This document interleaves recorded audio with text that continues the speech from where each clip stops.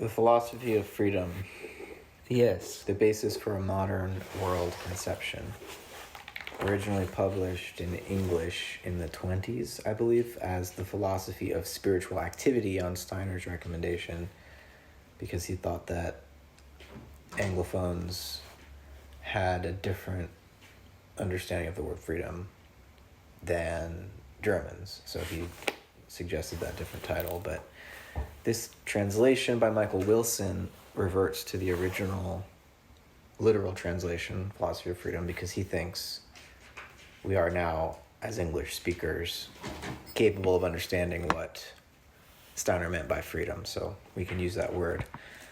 What do you think Steiner meant by saying Americans wouldn't, or English speakers wouldn't understand freedom in the way he intended when he wrote Freiheit in German?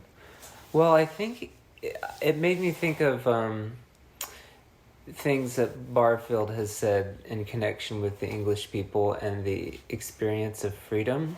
There's this great essay he has, I think it's on Hamlet or something like that. But anyway, I think what Steiner means is that the English people are so used to like having rights, and Barfield puts it so well in this essay, but not knowing what freedom is for, or basically it's not like the inner freedom that Steiner is, helping to cultivate through this catalytic text. Right.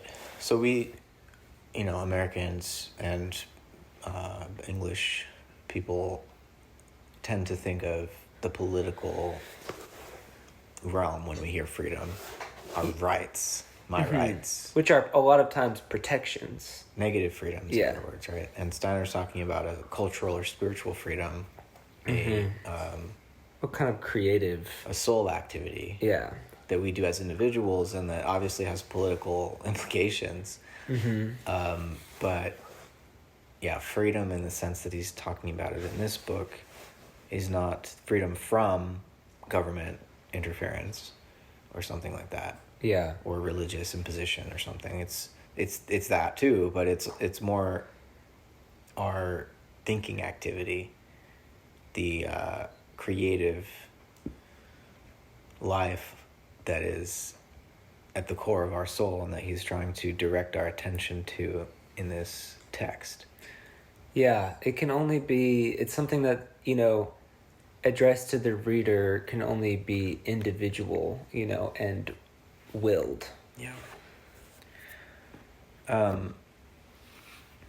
Michael Wilson, the translator, noted in his preface, in his foreword, that he's trying to do a literal translation of this text, as Steiner intended in German, but he said, it might be worthwhile to rewrite the whole thing in an English style, not literal, not following the letter of Steiner's German, but almost rewriting it out of the English philosophical tradition. Wilson says he's not doing that in this book because that would be not a translation, that would be a new book. But it might be an excellent idea, he says, to reconstruct Steiner's arguments from the point of view of an Englishman's philosophy. I thought that was a really interesting point to make, and that that's a sort of unfinished. I mean, Owen Barfield, in a way, not in one particular book, but in all of his work, was translating Steiner into the English philosophical vernacular. But it seems to me that this book in particular still needs to be written out of the English-speaking philosophical tradition. It makes me wonder if there's some kind of some of the part of the intention in Barfield's what Coleridge thought might be trying to do that in some ways, because he has a whole section in the end of that book where he's talking about politics. Right. Yeah. I mean, anyway. Coleridge was like one of the first to really get what the German idealists were. Well, yeah, just very similar to Steiner in his approach to philosophy, right? That he wasn't able to finish because it was like something that he was living, and like. Yeah. So then in 1918, this book was republished, a new edition, a second edition. Mm-hmm. It was originally written in 1894, right? And it went out of print, Steiner says. But he wanted to, after he had, been in the Theosophical Society and come out as an anthroposophist, he felt it was important to republish this book, to put it back into print, which raises two questions for me. One is why, and he tells you in the prefaces, I think, but another question is, why did it go out of print? And it seems like he must have been disappointed, and he was, disappointed that von Hartmann and others who he hoped to influence just didn't get it. Yeah. When he presented it to them. That it fell on deaf ears. People weren't Yeah. able to... I mean, there's a stark contrast between Hartmann's pessimistic philosophy, which Steiner talks about in this book, and, what's sort of given through the philosophy of freedom, at least as an alternative picture, and maybe one that's actually more consistent. Who knows? Yeah. I like to think so.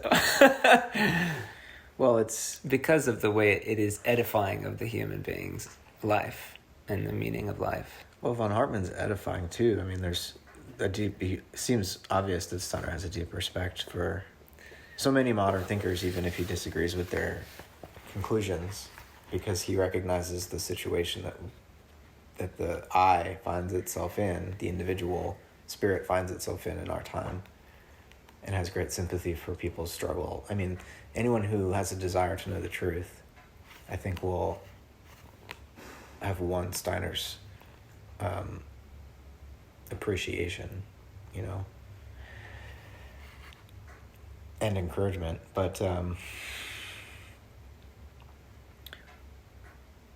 it went out of print, and he reissues the second edition and says in his 1918 preface, the year he reissues it 25 years after it was first published, that he thought it was important both for his anthroposophical students to understand the philosophical foundations of anthroposophy in this text, and not to dismiss science, which he thinks that what he's offering here is a scientific description of consciousness, right? Conscious thinking activity. And he thought anthroposophists maybe weren't as aware of that as the foundation as they should be. But he also wanted to clue academics and intellectuals into the spiritual reality manifested in their own scientific knowledge and thinking activity. So it has like a two-pronged effect, at least what Steiner hoped would affect both of these different communities, it seems to me. And that's why he wanted to republish this book. And in the first preface, he says that he's trying to address these two fundamental questions. One is like, what is the nature of the human being? So it's kind of like philosophical anthropology. And then the other question is about human freedom and whether we have any. And he thinks that until we can answer these questions, we have no basis for scientific knowledge, much less spiritual science, natural scientific knowledge or spiritual science. So it's like pretty foundational what he's trying to do here. But it is written out of the German philosophical context, which means he does agree with Kant at least that natural science has transcendental conditions of possibility. Whereas if this were written out of the English philosophical tradition from a more empiricist rather than transcendentalist perspective, right, we might not have that same premise that science requires self-consciousness or presupposes self-consciousness. Do you know what I mean? Yeah, but I think that sort of shows the inconsistency of that kind of empiricism. Yeah. And insofar as like it hasn't fully elucidated the fact that thinking's already permeating what's being empirically observed, and so Yeah. I feel like that's part of the transcendental structure that science is, in reference to. Yeah. Yeah. I mean, there is something incomplete about empirical, like skeptical empiricism that leaves us without any, it just leaves us mired in uncertainty, which is another thing Steiner keeps mentioning, like that the soul has these aims, it wants to know the truth, and it's wounded by doubt and uncertainty. Like it's really a wound, and we suffer from doubt. It's not just like, oh, I don't know. Yeah, it's the disorientation, the cosmological disorientation and alienation that I think is so pervasive, for many, whether they're conscious of it or not. Yeah, so he's trying to find a way of revealing, a way of reconnecting us to reality and giving us a sense of self-assurance about that possibility of being connected to reality in our own conscious thinking activity. Yeah, so this is such a valuable text. I mean, the two times I've read it through, which were very close together within the same year, it certainly did have an enlivening effect on my whole life. It was, so I'm looking forward to reading this again. And especially this is the first time I'm reading this translation, and I really enjoyed reading the notes on the translation. Yeah. And what I also really appreciated that I wanted to mention during this is just what Michael Wilson leaves off with in his last paragraph, notes on the translation.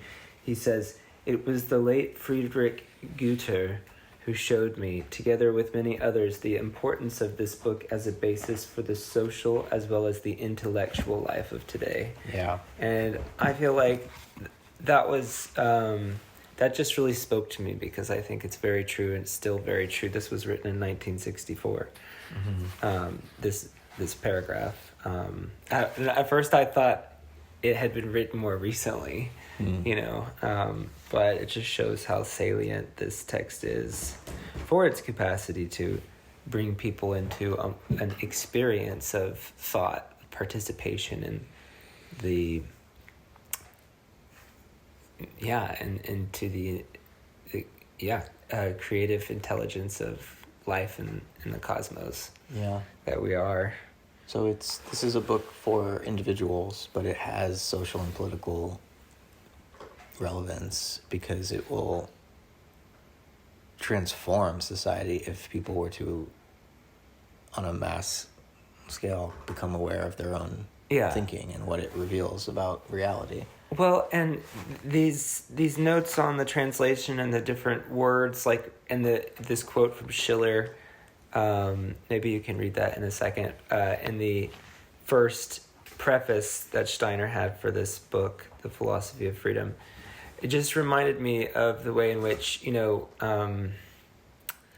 this book, you could imagine it as incarnating the logos, or that, connecting the in the individualized concept.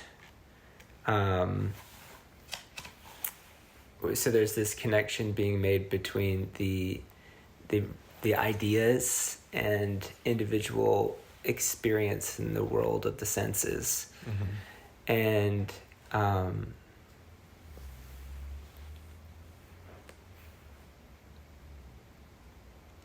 was something that you had said.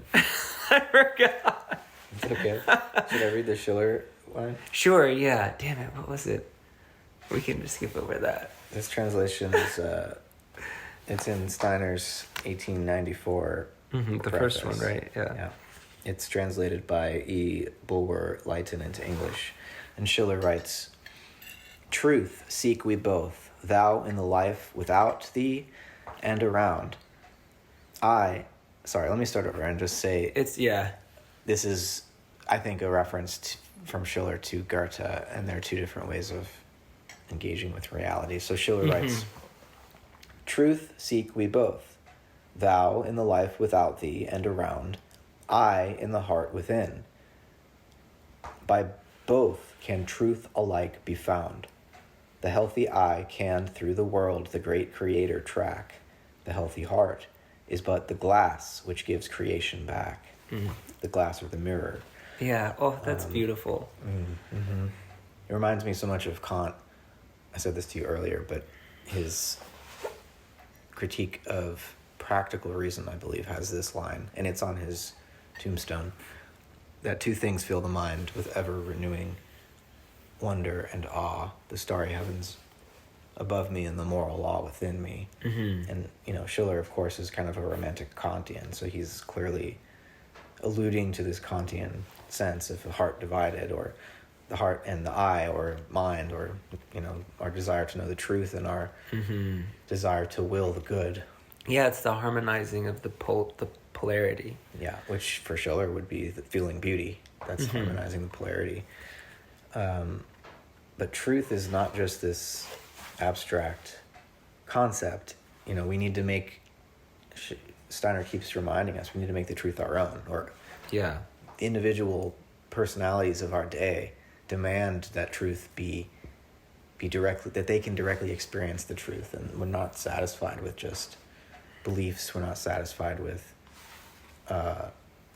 rote memorization of facts. We need to make the truth our own. Yes, and this is at the end of Michael Wilson, his notes on the translation, where he says, "The highest expression of man's will is when it becomes the faculty of spiritual desire or craving." So that desire for the truth.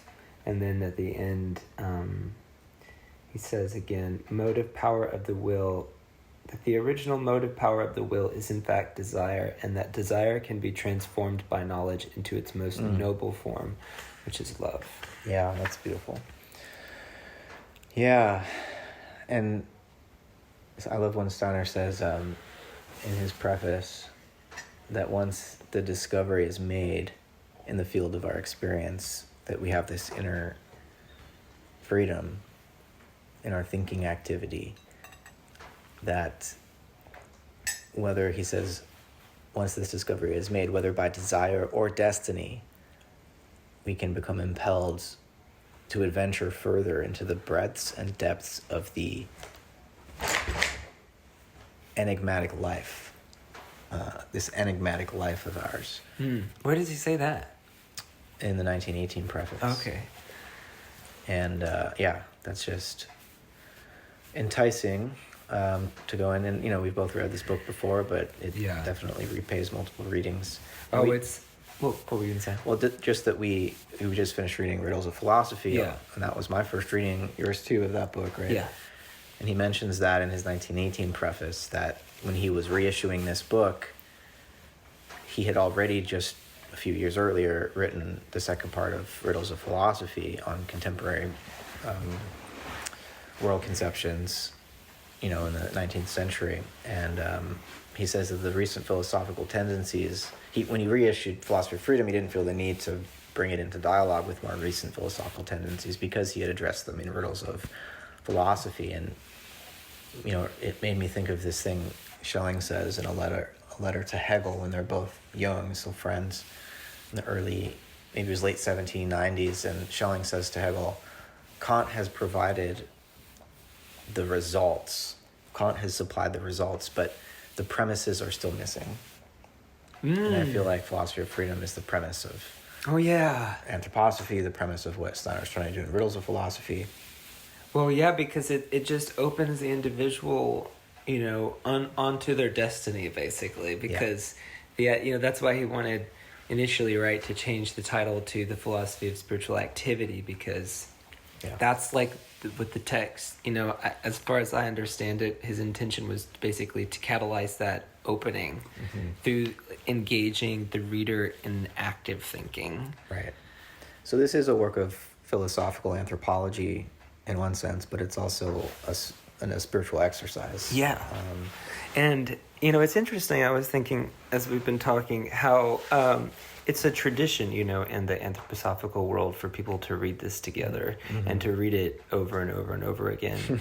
And I just had this thought that it's kind of like, you know, well, I guess it's like any religious sort of communal reading of a text, you know. And but this text, you know, it purports to will include science, you know, in a way that that reflects what we can't escape, I guess, in wake of modernity.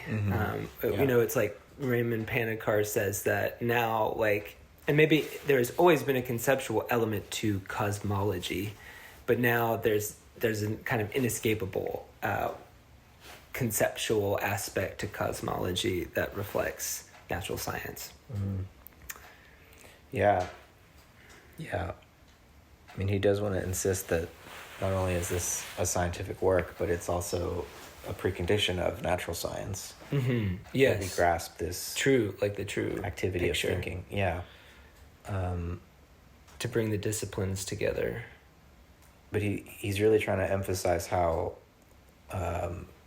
that the knowledge, the special sciences, and the knowledge that those special sciences produced must be directed back to point back to the human being. Like, we have to find the human significance in all of these scientific results, because otherwise we forget the purpose of doing science at all. Like, what's the point of having all of this knowledge unless it reveals something to us about our own nature and purpose and value?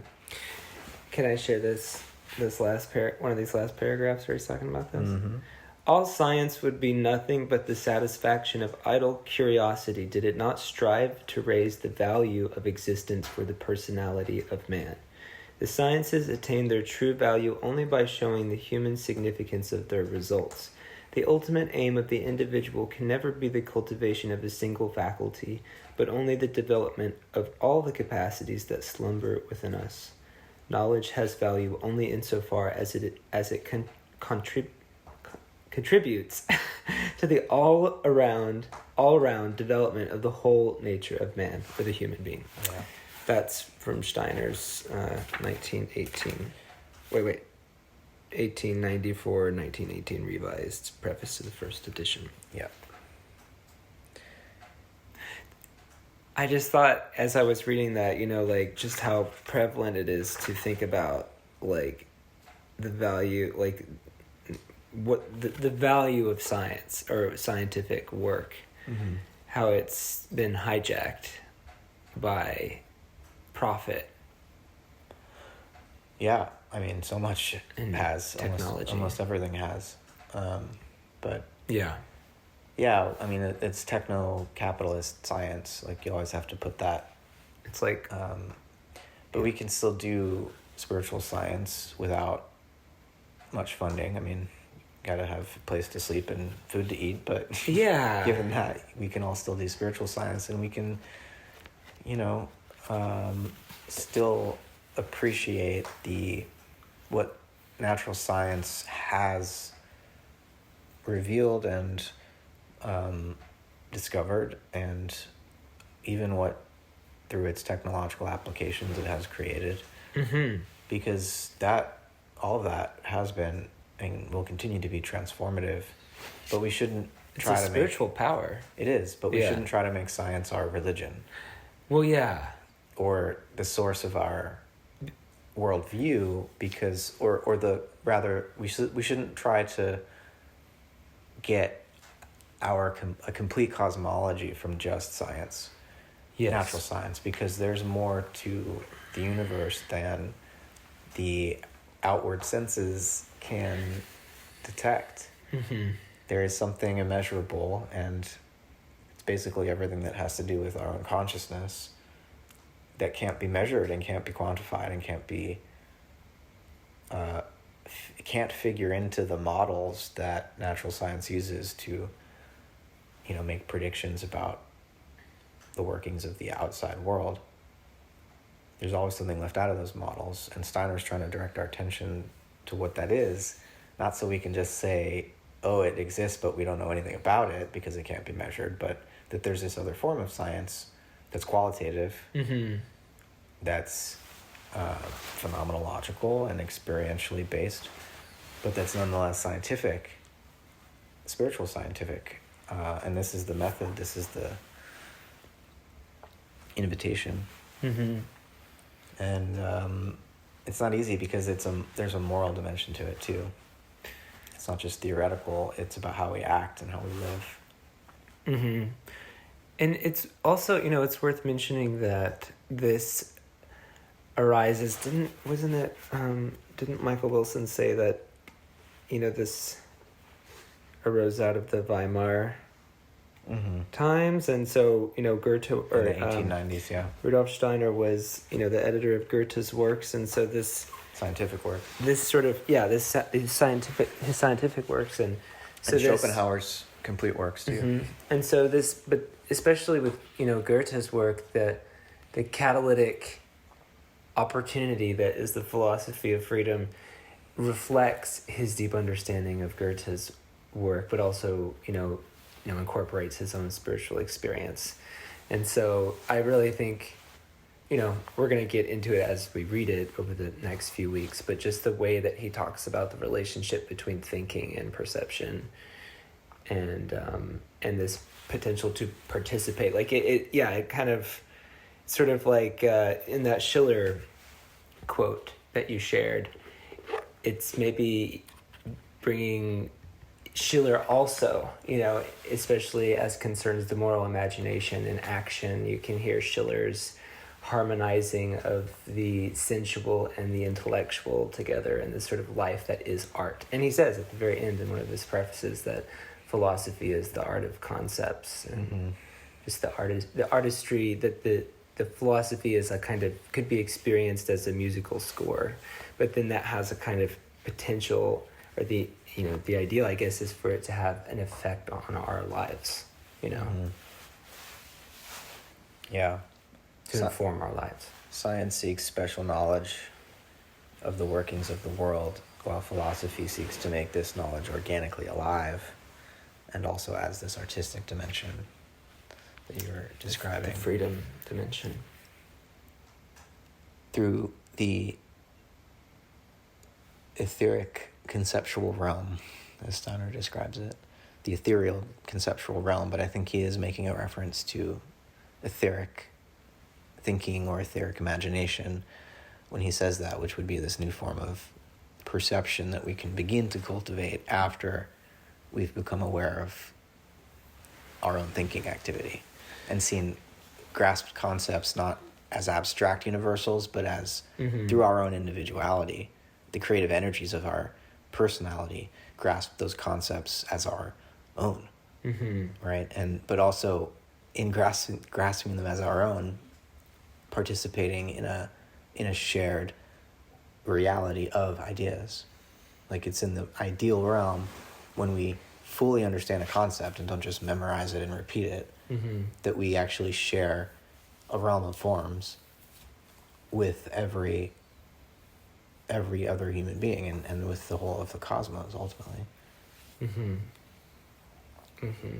It's like, breaking into that living, weaving sphere of spiritual reality that we're already existing in, but passively, perhaps.